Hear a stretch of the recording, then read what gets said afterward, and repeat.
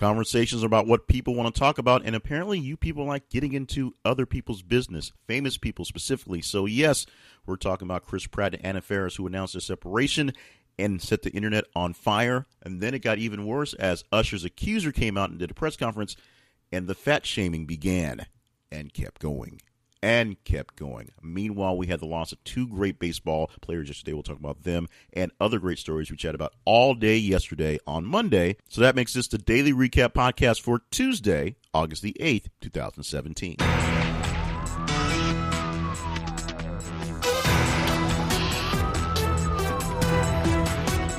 And welcome to the podcast. My name is Jay Cleveland Payne. I'm your host for This is the Conversations Daily Recap Podcast. And today, as we said, is August the 8th, 2017. And on this Tuesday, we'll recap all the stories we had for All Day Monday. That's how a daily recap works for us here. And how did you get a chance to be a part of everything you've done all day and every day? Hopefully you've done it by just following your own path in social media. It's very simple. If you're on Twitter, you just go to your Twitter and follow us at th_conversation. If you're on Facebook, look for This is the Conversation, and our main website is thisistheconversation.com. At our main website, you will see all the things you need to know about how things work with This is the Conversation, including how to subscribe to the podcast and how to be a part of other great features we have on the air. That was air quotes that people can't see in the radio. So that's how things work there. And all you have to do is respond to the stories as they come down, reply to them, link them, share them, do whatever you need to do to make sure most folks see what's going on and they know which ones you like, and they gather lots of attention. And you'll see today we'll had a lot of stories with a lot of attention gathered, maybe for the wrong reasons. Let's go ahead and go into the stories for today. We opened up yesterday morning with the sad news.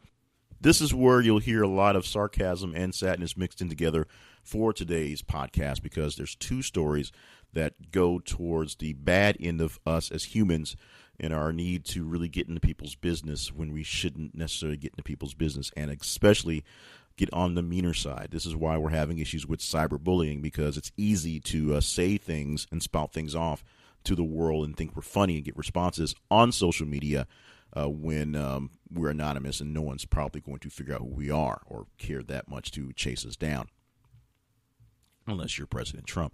Anyway, today we're talking about yesterday, and Chris Pratt and Anna Faris on yesterday very early announced their separation. They did it in a joint statement, which is the way people that are famous do these things, because they literally want people to kind of stay out of the gossip business of their business. They had a nice note basically stating that they had an 8-year marriage, and right now they're announcing separation. They're looking for privacy for their life and their kids so they can get on and do what needs to be done. All said, all good, all awesome. Because people just love the couple and just how the couple are in public, you can say. Their persona as the characters of Chris Pratt and Anna Faris, the married couple, people lost their minds over this. People went nuts across the internet just going off saying that essentially if Chris Pratt and Anna Faris can't make things happen, then love isn't worth it, and I don't think life is either. That's essentially a consensus you've seen across the internet. Now, this was the second highest responded to story we had all day, and it was the first one out there, so it had plenty of time to get responses to, and trended for quite some time all day long. We'll get to the other one, the very highest one, and why it was such a big one. The other one was about 75% more, and not for the right reasons. But Chris Pratt and Anna Faris have announced their separation. If you love them as a super cute couple, then they may no longer be together. We'll see what separation means from this point on. And, of course, everyone's asking about all the other extra cute couples, making sure that they're going to be okay as well, because people can't live without celebrity people being in love with each other, I guess. Now, the ABC network said that it had an official statement a few months after announcing the cancellation of Last Man Standing. Now, the TV networks are going through their time where they're showcasing the new shows for the season, and new things are happening for the upcoming television season, although seasons sort of don't matter anymore in the world of the Netflix and Hulu and Amazon Prime and things like that, where they just drop a full season right on top of you right there. But the networks still work on a seasonal type of issue, seasonal type of timetable. So now they're talking about their new shows for the season. They're officially talking about Last Man Standing. They're saying that politics had nothing to do with Last Man Standing's cancellation last year.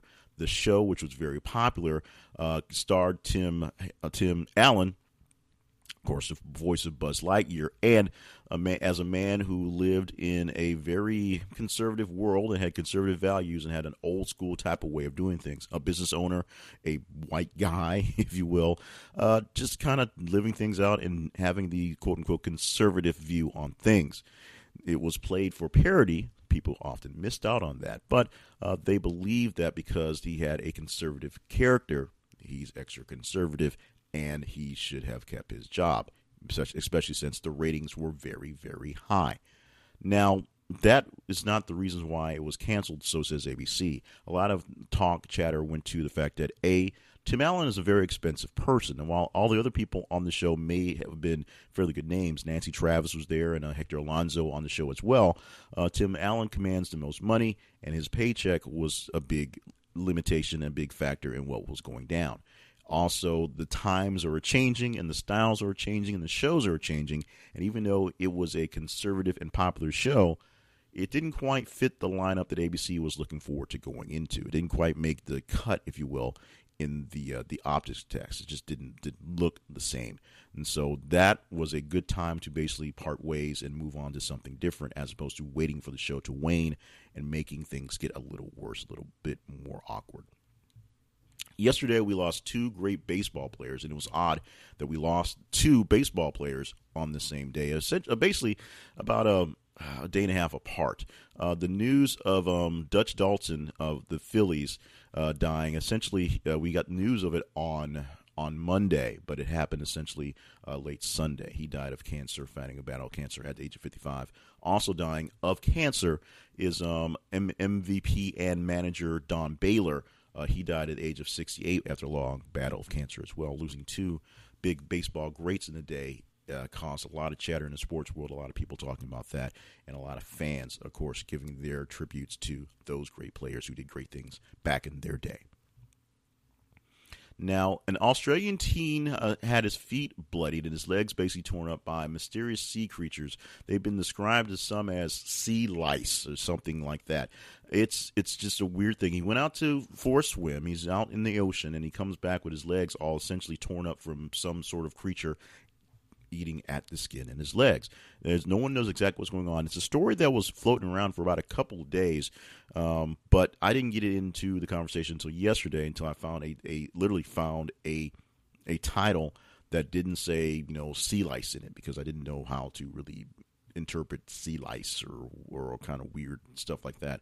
So when a title came up on a site that just called it Mystery Sea Creatures, I figured now was the time. We did just get a pretty good response. A lot of people are weirded out about that, but you can see he is recovering okay. He's doing all right now, but he had to deal with the mysterious sea creatures, and no one knows exactly what these creatures are. So we'll hopefully find out soon, so that people in Australia can go back into the water and hopefully don't have a real-life Jaws moment, although with teeny tiny Jawses.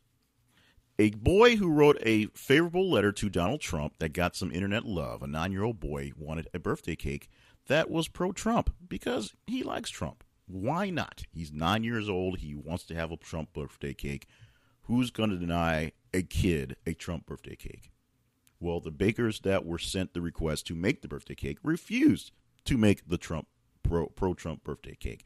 Now, this is a kind of a weird, bizarro backdrop to the fights we had a few years ago about people going for discrimination cases. Essentially, many of them were gay and lesbian couples, because the wedding issue, they were now having rights in various states to have real legal marriages for gay couples, and people who were conservative, in air quotes if you will, didn't like the fact that they had to serve this thing, because they were against essentially that type of living. They didn't believe in gay marriages or gay lifestyle, so they didn't want to be a business and support that. So people would order up wedding cakes, and they found out it was for a gay wedding, and then they would not provide wedding cakes. In one case, it's just a matter of, okay, you just don't want my business, that's fine, whatever. In another case, it's a case of discrimination, not serving someone because of a certain group. This right here is basically falling into both categories based on how you want to see it. The kid wants a birthday cake that's pro-Trump. Some people don't believe that Trump is a positive figure, even though he is the president of the United States. You can't fault him for that. So they're not giving him a cake. Why someone is denying a 9-year-old a cake for whatever he wants? It's not obscene. It's not crazy. It's not, a vampire cake with blood coming out of it. It's a Trump cake, which I guess could be a vampire cake with blood coming out of it if you think about it. But that is the deal. 9-year-old will not get his cake of choice from this baker because they ain't pro-Trump. Now, the top story of the day is no surprise. Yesterday, we had a press conference with one of the accusers of Usher, one of Usher's accusers, I guess that's the more grammatically correct way to say it, who is saying that Usher exposed her to herpes. Now, let's back this up a little bit. We had stories a few weeks ago about Usher having to pay out a settlement for a woman who he gave herpes to. He knowingly had herpes, had sex with this woman, and then she developed it, so she got $1 million plus. Bam. Out of that, 3 more cases came to light. 2 women and 1 man. But, yeah, 2 women, 1 man are suing Usher for exposing them to herpes. Now, there's the kicker, exposing them to it. One of the accusers, a woman, came to light in a press conference yesterday and said that they had relations. He did not know that she didn't know that he was positive. She would not have consented before then. She was tested. She did not have herpes, but she was exposed, and she was a part of the lawsuit. A very big-time lawyer is taking up the case. Lisa Bloom's taking up this case for these 3 people. And because of the press conference, because of the appearance of the young lady, her being obese, the internet went nuts on fat shaming, saying there is no way Usher had sex with that woman because she's just too fat. There you go. This was by far was the most responded to story we had on all the platforms on social media, being Facebook and Twitter, and of course responses at the website. And I don't want to say shame on you because I'm not saying it was you, but a lot of the comments that were out there, a lot of things going back and forth because the internet is still fairly anonymous in the way we can portray ourselves, and we get a chance to get a very, very big platform for a small person in various places. It was awful. It was bad. The people that were blowing up on this. I mean, it's one thing to kind of get funny about people who are saying their lives are ruined because Chris Pratt and Anna Faris are announcing they're getting divorced. And so because these people that they don't actually know are having relationship problems, it revolves their problems. It's something totally different to get all in this other lady's business and what's going on. Now, we can have our issues about the fact of whether the trial is relevant, whether her accusation is relevant, and all that stuff. But because she was large, jumping all into her business and getting onto that, saying there's no way that Usher could have ever had anything with this woman because she's just way too fat, is ridiculous. We don't know. Number one, we don't know how she looked when she was with Usher. Number 2, it doesn't really matter. Maybe Usher likes large women. Doesn't really matter what's going on. The fact that so many people got on this lady's appearance was ridiculous. You could talk about the claim maybe being kind of false. You can talk about, well, she didn't get herpes, so why is she suing? But everybody online jumped on the fat bandwagon. And luckily, most of the publications that were covering it made note of the fact that there was a lot of fat shaming in the story as opposed to just going into just jumping on the bandwagon themselves. So I believe I got the story was from The Root and some other places were out there that were talking about just how unfair the coverage was towards the young lady because of her appearance as opposed to the fact that she had allegedly a true health scare. We'll find out more details about the trial, about the case, if there's a trial, but that'll work itself out, I guess, as it comes through. And one last thing, very quickly, the fear of Obamacare is continuing with Anthem being another insurance company which is getting out of the Obamacare markets in Nevada. That was something that's been basically telegraphed for a few weeks.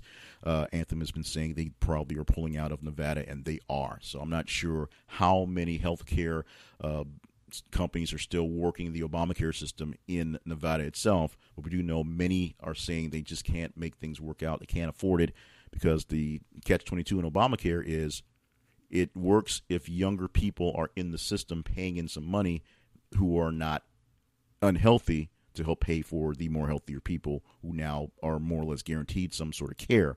And if you're not paying into the system because you don't think you need it, then it doesn't work out that way. It's the same thing as Social Security, where the younger people putting in right now are actually paying for the older people's stuff. There is no real chest or war chest of money set aside. It's basically comes in and goes out. But if no young people who are in good condition are putting in their money because they don't think they need to, because they don't need it, it's not going to help out the people who need the funds right now. And those are the stories for today's Daily Recap podcast. A little long today. We apologize for that. We know that the brevity thing has been something we're working on, but we're doing a couple things here. We're doing a couple things here to make things work out. Number one, we are testing out our new studio system. We're trying to do things in a mobile unit that can be done quicker, faster, easier, and kind of, anywhere we are. So we can get these things out much earlier, produced much earlier in the mornings. Whether they actually get published as early as they should that's a whole other story. Number two, this week we're doing some tests with some live streaming. So as I'm recording this, I'm doing something. I'm distracted because something distracted me. But as I'm recording this, I am looking into a camera and doing a Facebook Live in the morning for people who can see how the thing works out. So we will send out a link to the Facebook Live refeed, or maybe we'll put it out on YouTube so you can make it a little bit easier to see, and you can check it out there and see how these things go behind the scenes. This is right now coming at 16, 17 minutes, so it's a little long.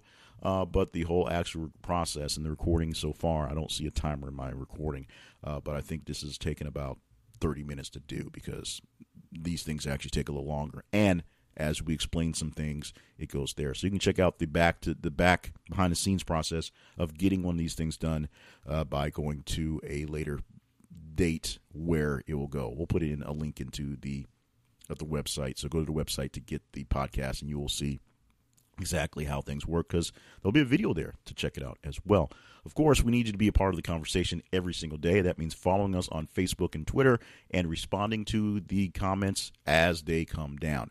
Facebook, look for This Is The Conversation. On Twitter, it is th_conversation. And our main website, of course, is thisistheconversation.com. Thank you so much for being a part of all things we have going on here. For more information about other projects I have in the kitty, check out jclevelandpayne.net.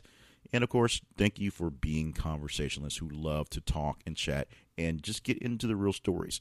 I'm sorry for getting into a bit of a rant on the Usher thing and the Pratt and Anna Faris thing, but sometimes we as individuals get a little too much into other people's business, and sometimes that's good for business. Sometimes it just shows that we have work to do as a group of people. So you can take that any way you want to. Hopefully you'll just take it to the bank and keep on keeping on with us for the next couple of days as we do more conversations. So you see something that you want to conversate with, you just respond to it, and that's awesome. Also, share the conversation with friends, some enemies, and maybe some random strangers that you pop across the day.